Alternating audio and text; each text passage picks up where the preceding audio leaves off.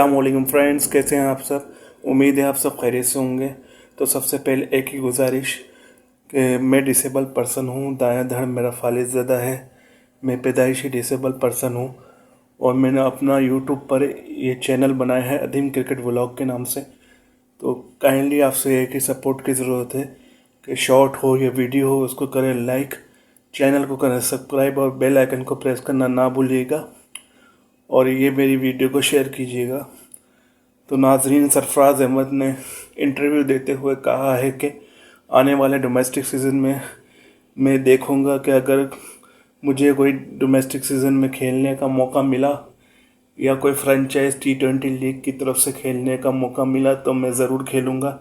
लेकिन हर इंसान की, हर क्रिकेटर की ज़िंदगी में एक ऐसा वक्त, एक ऐसा दौर ज़रूर आता है जब वो समझता है कि उसका टाइम अप हो गया है, मतलब इंटरनेशनल क्रिकेट से।